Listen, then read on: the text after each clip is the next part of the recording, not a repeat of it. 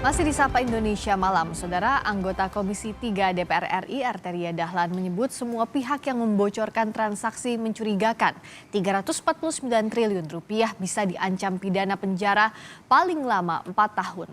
Pernyataan Arteria ini mengarah pada Menko Polhukam Mahfud MD dan Menteri Keuangan Sri Mulyani. Temuan transaksi mencurigakan 349 triliun rupiah di Kementerian Keuangan yang dilontarkan Menko Polhukam Mahfud MD memasuki babak baru. Anggota Komisi 3 DPR RI Arteria Dahlan memperingatkan Menko Polhukam Mahfud MD dan Menteri Keuangan Sri Mulyani terkait potensi ancaman pidana bagi pelanggar pasal 11 Undang-Undang tentang Pencegahan dan Pemberantasan Tindak Pidana Pencucian Uang, khususnya mengenai kewajiban merahasiakan dokumen terkait TPPU. Hal itu disampaikan Arteria saat rapat kerja dengan PPATK Selasa lalu. Pejabat atau pegawai PPATK, penyidik atau penuntut umum, hakim, dan setiap orang itu termasuk juga menteri, termasuk juga Menko, Pak. Ya, yang memperoleh dokumen atau keterangan dalam rangka pelaksanaan tugasnya menurut undang-undang ini, wajib merahasiakan dokumen atau keterangan tersebut. Sanksinya, Pak, sanksinya setiap orang itu dipidana dengan pidana penjara paling lama 4 tahun. Ini undang-undangnya sama, Pak. Ini serius. Dalam rapat itu, Kepala PPATK Ivan Yustiavandana kembali menegaskan transaksi 349 triliun rupiah itu adalah tindak pidana pencucian uang dan tidak semuanya terjadi di Kementerian Keuangan. Ini kita tidak semuanya bicara tentang tindak pidana yang dilakukan oleh Kementerian Keuangan. Tapi ini bukan di Kementerian Keuangan, tapi terkait dengan tugas pokok dan fungsi Kementerian Keuangan sebagai penyidik tindak pidana asal. Itu kebanyakan terkait dengan kasus impor-ekspor, kasus perpajakan. Sebelumnya, Menko Polhukam Mahfud MD kembali menegaskan laporan transaksi mencurigakan 349 triliun rupiah bukanlah tindak pidana korupsi, melainkan tindak pidana pencucian uang dan melibatkan pihak di luar Kementerian Keuangan. Ini adalah laporan pencucian uang. Laporan tindak pidana pencucian uang. Ya. Memang jumlahnya besar. Karena itu tadi menyangkut orang luar, menyangkut tindak pidana di luar, tapi ada kaitan dengan dalam. Nah, untuk itu kami tadi bersepakat begini. 1. Kementerian Keuangan akan melanjutkan untuk menyelesaikan semua LHA. LHA itu laporan hasil analisis yang diduga sebagai tindak pidana pencucian uang dari PPATK, baik yang menyangkut pegawai di lingkungan Kementerian Keuangan maupun pihak lain. Sementara Menteri Keuangan Sri Mulyani mengatakan dari 349 triliun temuan PPATK, diduga ada transaksi sekitar 22 triliun rupiah yang menyangkut pegawai Kementerian Keuangan. 99 surat dari 300 surat tadi ya, adalah surat PPATK kepada aparat penegak hukum. Dan nilai transaksinya 74 triliun. Jadi dalam ini aparat penegak hukum. Sedangkan ada 135 surat dari PPATK tadi yang menyangkut ada nama Kementerian Keuangan, nama pegawai Kementerian Keuangan. Nilainya jauh lebih kecil karena yang tadi 253 plus 74 itu sudah lebih dari 300 triliun. Komisi 3 DPR akan memanggil Menko Polhukam Mahfud MD dan Menteri Keuangan Sri Mulyani serta Kepala PPATK untuk memaparkan secara rinci terkait transaksi mencurigakan 349 triliun rupiah pada 29 Maret mendatang. Tim Liputan Kompas TV. Saudara, polemik transaksi mencurigakan 349 triliun rupiah di lingkup Kementerian Keuangan berbuntut panjang. Anggota Komisi 3 DPR RI dari fraksi PDI Perjuangan Arteria Dahlan memperingatkan Menko Polhukam Mahfud MD dan Menteri Keuangan Sri Mulyani soal ancaman pidana penjara terhadap pihak-pihak yang membocorkan dokumen tindak pidana pencucian uang. Mengapa diarahkan sampai ke sana? Kita akan tanyakan langsung kepada anggota Komisi 3 DPR dari fraksi Partai Nasdem, Taufik Basari. Bung Tobas, selamat malam, selamat berbuka puasa, terima kasih atas waktunya. Selamat malam, selamat berbuka puasa.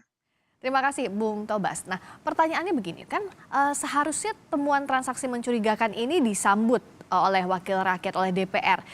Pertanyaan yang banyak muncul sekarang, kenapa malah ada peringatan soal ada unsur pidana loh untuk pembocor dokumen TPPU, Bung Tobas? Ya, kita di DPR sangat menyambut upaya untuk membongkar dugaan tindak pidana pencucian uang yang terjadi di Indonesia, ya.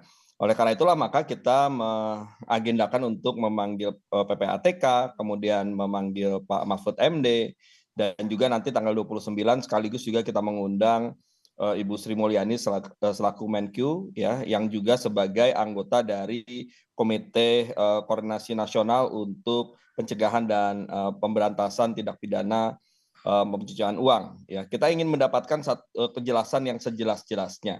Nah, kenapa kemarin kemudian muncul adanya pengingatan ya bahwa bagi yang membocorkan dokumen ataupun informasi terkait dengan pencucian uang ini dapat dipidana, karena memang pasalnya menyatakan demikian. Nah, kenapa kemarin kita sampaikan seperti itu? Karena begini, jadi awalnya ya kita ini semua mengira bahwa 349 triliun itu adalah kasus yang saat ini sedang berjalan, namun terhalang-halangi ya proses penegakan hukumnya. Ya, dan masih terjadi hingga sekarang. Ternyata setelah kita dengarkan keterangan dari PPATK, tidak seperti itu, ya. Ternyata bahwa ini adalah laporan yang berasal dari tahun 2009 sampai 2023, bayangkan 14 tahun. Ya. Kemudian ternyata juga tidak melulu semuanya itu melibatkan oknum di Kementerian Keuangan. Tetapi 349 triliun ini berkaitan dengan tugas dan fungsi dari Kementerian Keuangan. Ini kan tentu berbeda, ya. Okay. Yang berikutnya juga sebagian besar menurut PPATK itu sudah ditindaklanjuti. Nah, sehingga kan angka 349 triliun yang bombastis ini tidak seperti yang kita bayangkan. Nah, oleh karena itu semestinya ya cara penyampaiannya bukan kemudian membuat ini heboh bahwa seolah-olah ada 300-an triliun yang terjadi yang belum terselesaikan, yang melibatkan Kementerian Keuangan, sehingga membuat masyarakat ya itu menjadi tidak percaya kepada yang benar gimana, Bung Tobas? kinerja Kementerian Keuangan, tidak percaya kepada pajak dan seterusnya. Nah, ini yang nanti akan kita minta jelaskan pada tanggal 29 Maret 2023 ya, dengan adanya Pak Mahfud di situ, ada Bu Sri Mulyani di situ, ada PPATK di situ. Kita minta semua dijelaskan sejelas-jelasnya apa yang kemudian menjadi laporan atau catatan terkait dengan 349 triliun ini, supaya masyarakat menjadi jelas dan pemahaman masyarakat tidak kemudian liar kemana-mana ya, yang akan justru merugikan upaya kita untuk menelusuri tindak pidana pencucian uang yang terjadi. Ini kan memang ada mekanisme yang berlangsung. Kita ingin meletakkan itu sesuai dengan koridornya supaya optimal upaya kita untuk memberantas dan mencegah tindak pidana pencucian uang. Yang dianggap tidak tepat ini langkahnya Pak Mahfud begitu untuk ya, follow up ini di awal atau gimana? Ya, betul. Jadi jikapun kita ingin menyampaikan warning ya bahwa ada tindak pidana pencucian uang, maka penjelasannya harus clear ya. Misalnya tadi semestinya di awal kalau ingin mengatakan bahwa ada 340, waktu itu kan masih 300 ya, 300 triliun dugaan pencucian uang, maka harus dirinci bahwa itu terjadi sejak dari 2009, itu catatan sejak dari 2009. 2009 itu berapa yang sudah ditindaklanjuti berapa, 2010 berapa yang sudah ditindaklanjuti berapa, dan seterusnya. Ya, sehingga tidak kemudian menimbulkan persepsi yang keliru akibat dari keterangan yang tidak lengkap dan tidak detail. Nah, karena itulah maka kita di Komisi 3 ingin membuka ruang agar penjelasan menjadi lengkap dan detail, supaya apa? Supaya PPATK bisa bekerja dengan baik. Kenapa kita penting untuk mendukung agar PPATK bisa bekerja dengan baik? Karena begini, kerja PPATK itu intelijen keuangan. Oke. Dia tidak bisa kemudian bekerja di ruang yang terbuka. Apa yang menjadi tugas dari PPATK? Tugas PPATK adalah dia melakukan kajian, analisis atas transaksi keuangan yang terjadi di Indonesia. Kemudian jika ditemukan transaksi yang mencurigakan, maka dianalisis kembali untuk kemudian disampaikan kepada pihak-pihak terkait. Pihak-pihak terkait ini misalnya, ya, apabila dia sudah menemukan bukti permulaan yang cukup, maka diserahkan kepada aparat penegak hukum.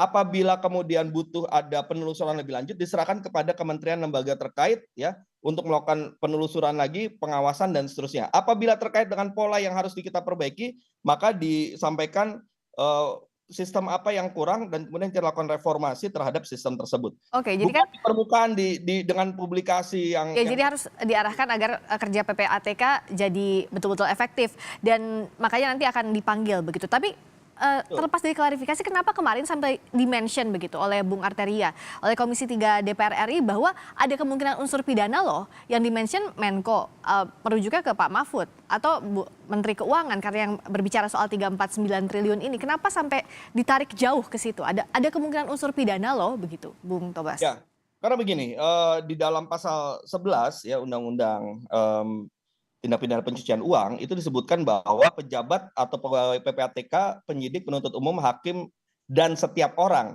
yang memperoleh dokumen atau keterangan dalam rangka pelaksanaan tugasnya menurut undang-undang ini wajib merahasiakan dokumen atau keterangan tersebut kecuali untuk memenuhi kewajiban menurut undang-undang ini. Nah, ayat 2-nya disebutkan setiap orang yang melanggar ketentuan tersebut ya dipidana dengan pidana penjara paling lama 4 tahun.